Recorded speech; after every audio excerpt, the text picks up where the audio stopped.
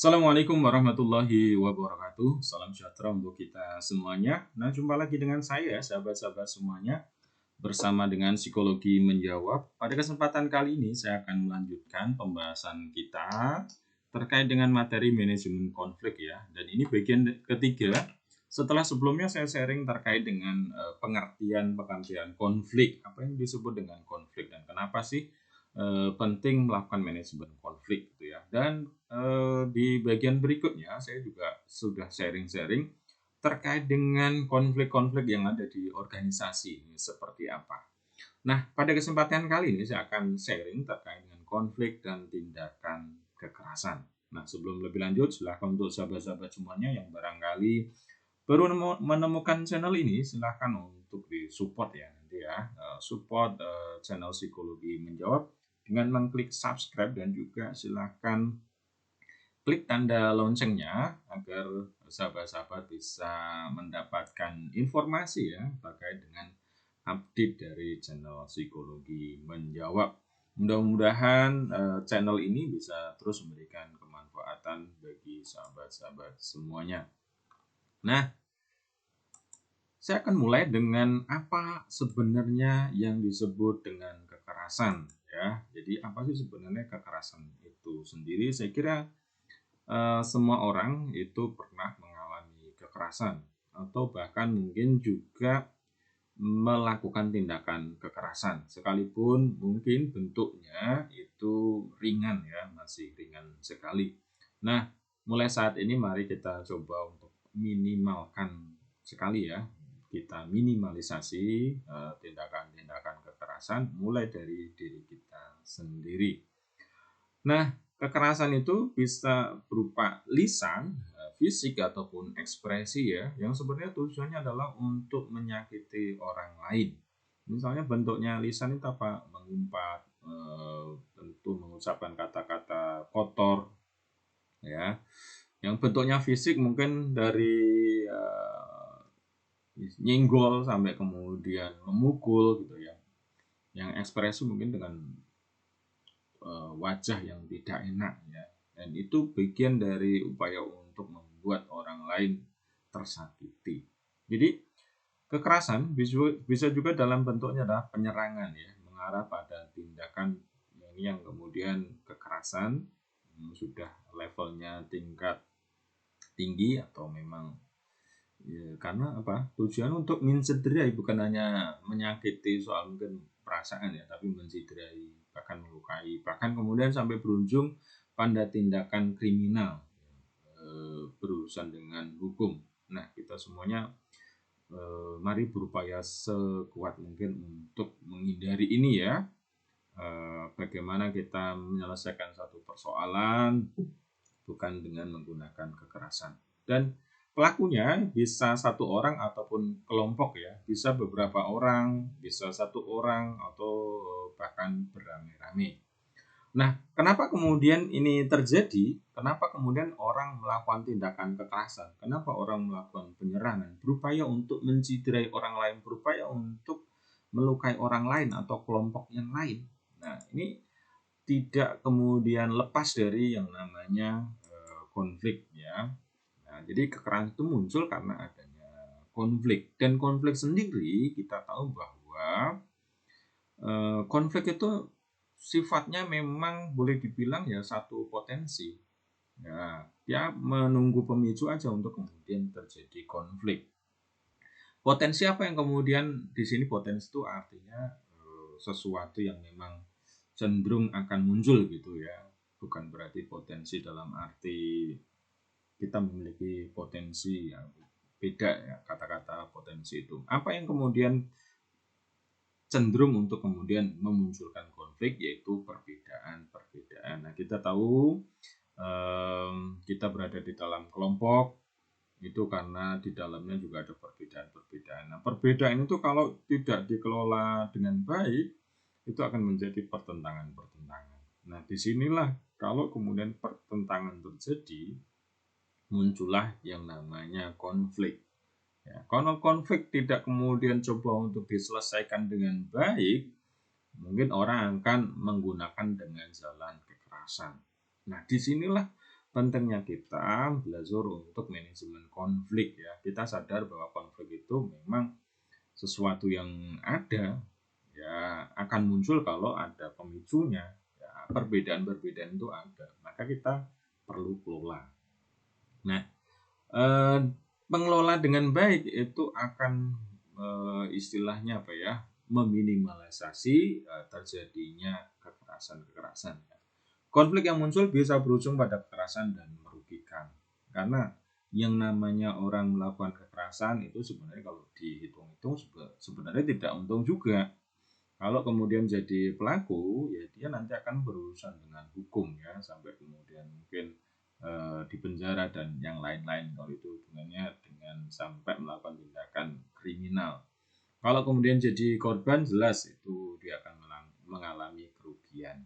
Maka sahabat-sahabat semuanya, melalui channel ini mari kita mengupayakan ya, kita berada di satu tempat dimanapun kita berada, kita membawa kedamaian. Kita bukan orang yang mudah terpicu konflik ataupun melakukan tindakan kekerasan. Nah, kekerasan umumnya diawali dari adanya konflik. Ketika konflik yang terjadi itu tidak menemukan solusi ya, maka yang muncul kemudian jadilah kekerasan.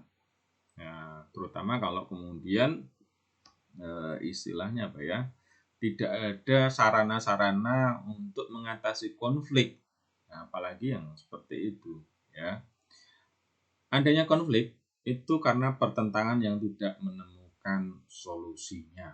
Ini kalau kita cermati istilahnya apa ya, sejarah-sejarah itu, kenapa sampai terjadi peperangan, kenapa sampai kemudian terjadi istilahnya saling bunuh, karena apa? Karena pertentangan yang ada itu tidak bisa selesai sampai kemudian mereka mengambil tindakan kekerasan, dan mereka menganggap bahwa kekerasan itu jadi solusinya, padahal kekerasan itu bukan solusi untuk menyelesaikan konflik. Dan terjadinya kekerasan ketika konflik disertai permusuhan. Yang muncul nanti yang terjadi adalah permusuhan, kemarahan ya, sampai kemudian dendam, egois. Nah, disinilah penting bagi kita semuanya untuk kemudian kita mendewasakan diri, bahwa kita berada di satu tempat, orang lain punya kebutuhan, orang lain punya sudut pandang, dan orang lain juga kita saling memahami, sehingga kemudian gimana sih kita tidak egois. Nah, itu yang penting ya. Sekalipun secara psikologis masing-masing kita ya, di dalam diri kita sendiri itu pun sebenarnya ada potensi muncul konflik ya. Kita sebagai manusia, di dalam diri kita ada sisi baik, ada sisi tidak baik, dan itu akan terus untuk kemudian istilahnya apa ya, bertarung dalam diri kita.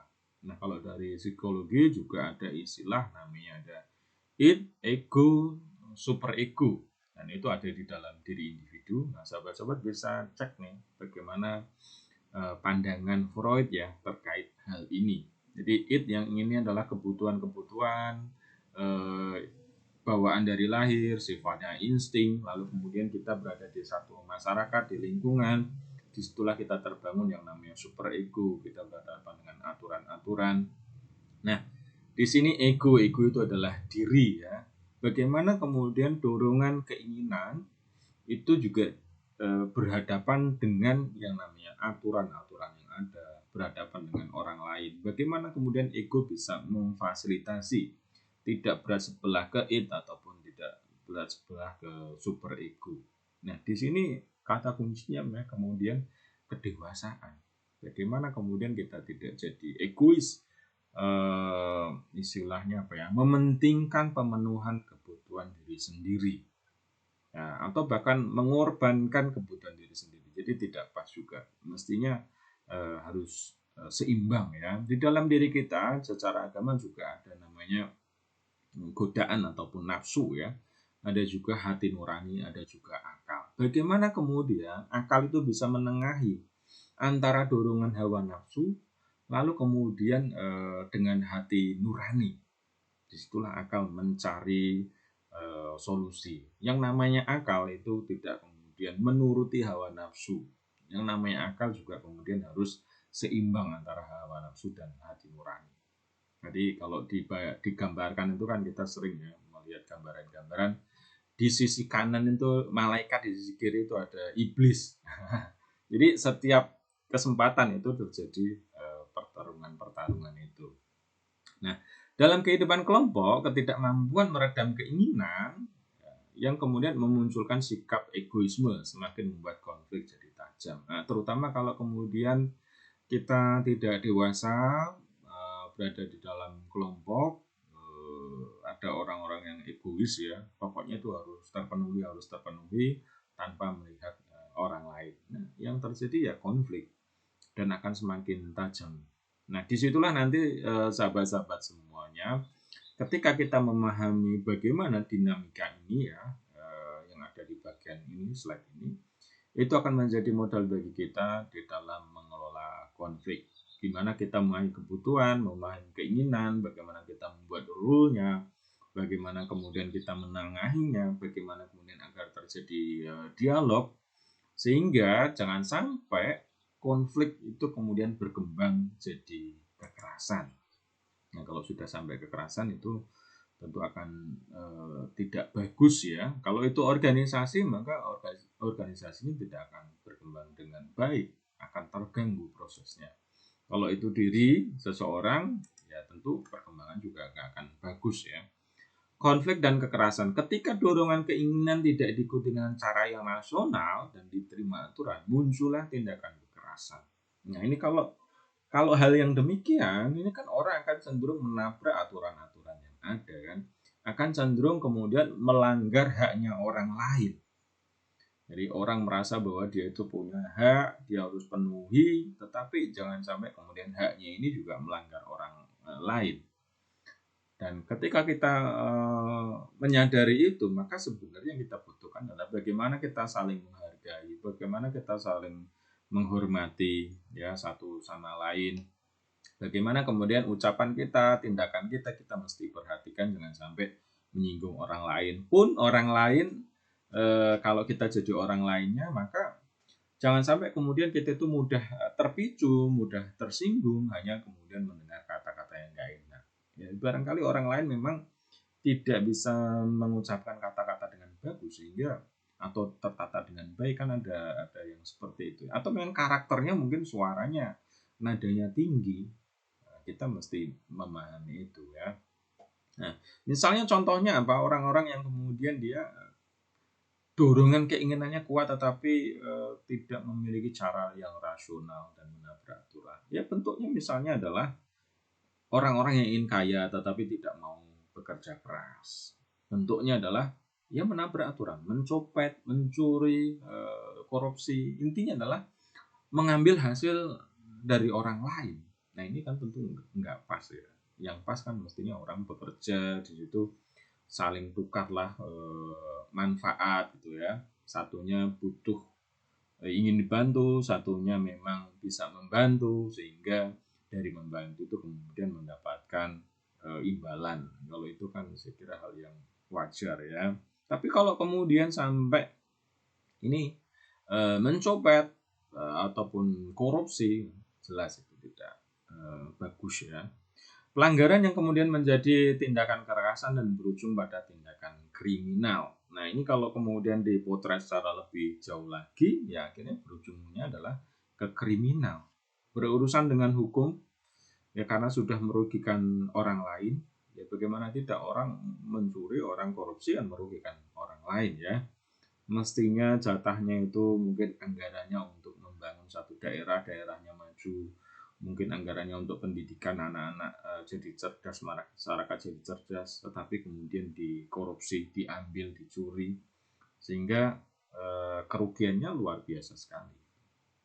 Nah, konflik dan kekerasan pada dasarnya bukanlah bagian dari upaya meredam konflik, justru adanya kekerasan. Kalau tadi perspektifnya adalah kekerasan itu bagaimana upaya untuk memenuhi kebutuhan, yang jelas itu tidak pas, tapi mungkin ada orang-orang yang melogika bahwa perlu nih tindakan-tindakan kekerasan untuk mungkin menegakkan disiplin, untuk membuat orang menjadi jera, untuk menyelesaikan persoalan. Nah, pada kenyataannya kekerasan itu bukanlah bagian dari upaya meredam konflik, ya, sangat sangat minim sekali yang kemudian dengan kekerasan itu konflik selesai. Yang terjadi adalah konflik terus berlanjut. Mungkin pada saat kelompok atau orang itu katakanlah diam, bukan berarti dia ini konflik itu selesai. Konfliknya mungkin terpendam, ya. Yang ketika terjadi katakanlah sudah punya kekuatan akan muncul bentuknya mungkin adalah pembelotan, pemberontakan. Kalau itu bentuknya misalnya kayak kita cermati kerajaan-kerajaan di masa lalu gitu, ya, negara-negara itu. Yang terjadi adalah bentuknya adalah pemberontakan. Ketika satu kelompok masyarakat ataupun rakyat merasa pemimpinnya diktator, kemudian merasa ditindas, ya kelihatannya itu semua istilahnya diam saja, nurut saja. Tapi ada kesempatan ketika ada suatu situasi, ketika rakyatnya merasa bahwa dia ini sudah tidak bisa diam lagi, akhirnya muncul yang kalau levelnya udah negara itu pemberontakan. Nah, itu yang terjadi. Maka sebenarnya kekerasan itu sendiri bukan dari solusi penyelesaian konflik. Nah, termasuk kemudian level yang paling bawah sekali, yaitu di keluarga. Bagaimana kemudian kita perlu untuk mengutamakan yang namanya sharing, dialog gitu, ya, pendekatan-pendekatan ketika ada masalah. Ya, mungkin adik kakak katakanlah cekcok atau ada masalah rebutan apa, bagaimana kemudian mengutamakan dialog. Termasuk kemudian suami istri, ya. Kenapa? Ini satu studi yang menarik. Ini sahabat-sahabat juga bisa telusuri, ya. Ada kenakalan remaja, dan kenakalan remaja itu ternyata berkorelasi dengan tindakan kekerasan yang dialami waktu kecil. Artinya apa? Di rumah dia menjadi korban dari tindakan kekerasan orang tua. Ya, karena dia merasa sebagai subordinat. Tetapi kemudian ketika di sekolah dia menjadi pelaku kekerasan. Nah, ini hal yang perlu untuk kita cermati, ya. Ya, jadi tindakan-tindakan kekerasan yang didapatkan itu ternyata kemudian berkembang menjadi karakter, menjadi dirinya yang kemudian dia berubah jadi melakukan kekerasan, ya. Nah, terutama ini studi-studi terkait dengan bullying. Sahabat-sahabat bisa telusuri juga bagaimana bullying, ya. Awalnya orang menjadi korban bullying, lalu kemudian berikutnya dia berkembang jadi pelaku bullying. Nah, sehingga kebiasaan lingkungan menyelesaikan konflik dengan kekerasan juga menjadi model anak-anak yang melakukan tindak kekerasan. Jadi perlu untuk kemudian dihindari, terutama kemudian kalau masih ada semacam anggapan ini harus diselesaikan dengan kekerasan seperti itu, ya. Sekalipun misalnya juga termasuk penegakan disiplin, ya. Kita tahu nanti sahabat-sahabat bisa juga sempat ramai dulu sekali, ya, yang namanya MOS, yang namanya ospek, itu atas nama disiplin lalu kemudian melakukan tindakan kekerasan, ya, bentuknya itu kekerasan yang kemudian sampai ada yang meninggal, dan itu ternyata sudah berlangsung sekian lama, sekian tahun, dan dibenarkan. Dalam arti dibenarkan itu bahwa tidak ada orang yang di situ protes sampai kemudian ada orang yang berani bersuara dan kemudian akhirnya ya sistemnya diubah. Nah, ini penting buat kita semuanya, ya, menghilangkan yang namanya anggapan kekerasan itu menjadi solusi atas permasalahan. Kekerasan dan modeling. Nah, eksperimen yang menarik, sahabat-sahabat juga nanti bisa telusuri juga ya, dari Bandura, ya. Jadi Bandura ini tokoh behavioris. Salah satunya dia jadi memperlihatkan ada boneka yang kemudian dilakukan satu tindakan ya. Kalau di videonya itu bentuknya sebenarnya tidak bentuknya kekerasan, tidak menyerang ataupun melukai boneka. Tetapi dilihat anak-anak dan anak-anak kemudian menirukan itu lebih istilahnya apa ya? Kalau mungkin kelihatannya itu sebenarnya ngelus tapi situ mukul. Nah, ya ini juga penting untuk kita perhatikan ya. Kenapa bisa demikian? Anak-anak kenapa meniru itu? Kenapa memodel itu? Ya selain kemudian dari perkembangan kognitif anak yang memang belum sebagaimana orang dewasa ya mencernanya, sehingga itu dianggap beneran, dianggap kemudian mukul. Nah itu di dalam perkembangan berikutnya itu sangat penting sekali bagaimana kemudian memotret ya maraknya tindak kekerasan yang dilakukan oleh anak-anak ataupun remaja. Ternyata yang terjadi adalah hal itu dilakukan karena mereka sering melihat games tentang kekerasan di internet, atau kemudian dia melihat tayangan TV terkait sama kekerasan yang pada dasarnya mungkin ya itu untuk di televisi itu sifatnya ada hanya hiburan ya, tidak serius. Misalnya film lah, namanya film kalau kita cermati ya film-film barat itu kan bentuknya penyerangan gitu ya, penyerangan. Bentuknya mungkin gelut dan yang lainnya. Padahal itu ya film, dan kalau yang benarnya pas syutingnya itu tidak seperti itu kan. Dan dibuatnya film itu tujuannya untuk hiburan aja. Tetapi orang menangkap itu beneran sehingga kemudian orang meniru itu. Nah, ini tuh sempat nanti bisa teman-teman cek di berita-berita ya ketika ada tayangan tertentu di situ ada marak kekerasan. Nah, jadi ini studinya ada korelasi dengan tindakan kekerasan oleh anak dengan tayangan kekerasan yang ada di media. Itulah yang kemudian melatar belakangi ketika di televisi itu ada usia-usianya ya, misalnya 13 tahun ke atas atau 18 tahun ke atas atau anak-anak atau ada bimbingan orang tua misalnya ya. Jadi perlu dibimbing nih. Nah, kadang di lingkungan kita ya orang tua tidak sempat untuk mendampingi dan kemudian ya sudahlah pokoknya bebas nonton televisi misalnya seperti itu. Nah itu kemudian perlu untuk kita cermati ya bagaimana kemudian kita mendampingi anak untuk ini maksudnya seperti ini loh misalnya seperti itu ya. Dan juga pemberian hukuman dengan kekerasan atau mendidik dengan kekerasan memunculkan kekerasan. Tidak pas juga atas nama untuk mendidik, untuk mendisiplinkan itu dengan kekerasan. Ya, karena pada dasarnya ya orang harus diberi kepemahaman dulu kan. Misalnya contohnya di dalam agama itu kan ketika seorang anak usianya sudah waktunya balik lalu kemudian tidak sholat itu dipukul misalnya seperti itu ya. Tapi kalau dicermati ya, kalau dicermati proses untuk sampai dipukul dan terjadi pemukulan itu kan minim banget. Anak dari kecil sudah dibiasakan, sudah diajak, bahkan sudah kemudian ya ikut sholat kan gitu kan ya. Terus kemudian sama teman-temannya juga ke masjid ikut, terus kemudian ngajikan. Jadi minim sekali sampai kemudian dipukul atau bahkan mungkin nggak ada.